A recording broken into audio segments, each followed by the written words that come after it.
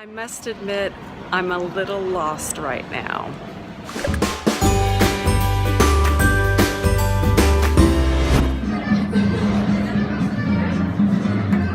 Cheers. I'm somewhere in Aix-en-Provence in the center. I'm not quite sure where I am. I've got my map and I'm a little lost. I'll figure it out.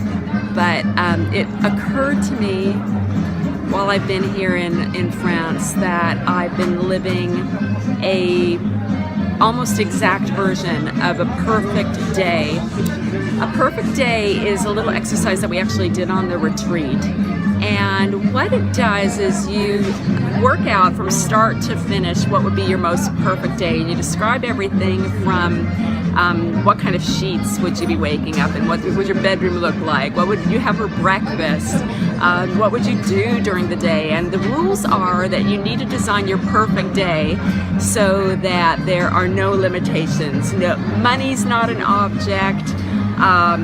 Money's not an object, logistics aren't an object, people's opinions, society's opinions are absolutely not an object, and there's no rules, so it's your complete fantasy type of thing. And I've actually probably spoken about it so many times in things that you've seen before, but bear with me because there's a really cool point to this.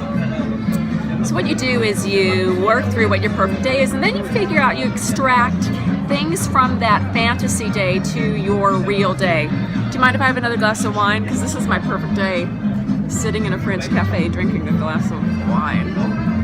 Oh my God.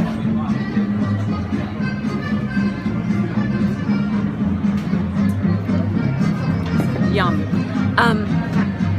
So anyways, and you design your perfect day, and then you extract things from this fantasy day to your real life. So for me, my perfect day included doing my yoga, of course, yoga, and enjoying a cup of something, a cup of coffee, having a beautiful coffee, doing my writing.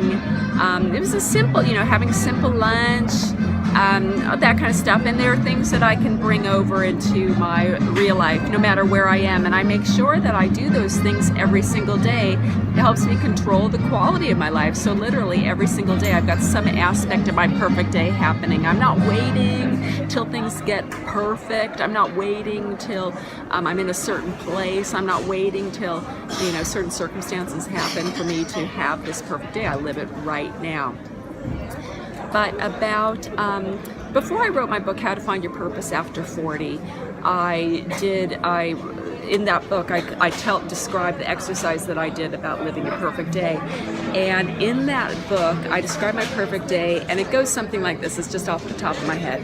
It's like I wake up in this village somewhere in Europe, where I don't speak the language, and I'm just in just a sweet little house, and I can look out my window and just see village life happening.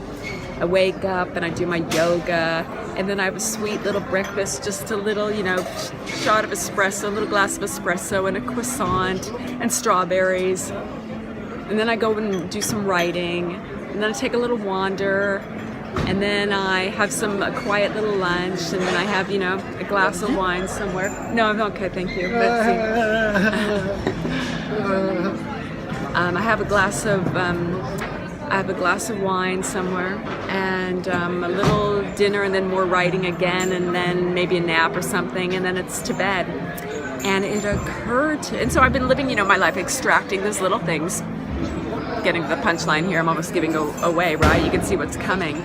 So here I am, I don't know how many years later since describing that perfect day, 5 years later, and here I am in a place that I can't speak the language, the little village of Calas, where Claire and I did our retreat this week in our workshop, and having croissant and strawberries for breakfast, yoga in the morning, and writing, and I kind of substituted my writing for the teaching of the classes, and here I am in a little place having a glass of wine, and it was just amazing how almost exactly what I predicted for myself has happened. And Claire even said to me, she's reading the How to Find Your Purpose After 40 book, and she said, "You're living your perfect day." And it feels natural, it fits like a glove, and I know that because I made a commitment to myself to live my perfect day every single day, even if it's not exactly the form. I'm after the feeling that I want to have. And it actually, I never expected to 100% transpire and happen, but alas, it's happened without any huge amount of effort or huge amount of sacrifice. It just happened in its right time.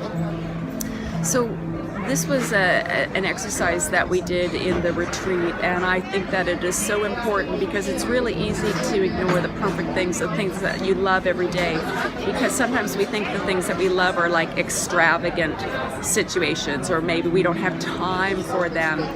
But I can't say it enough, and I'll have a glass of wine or a sip of wine.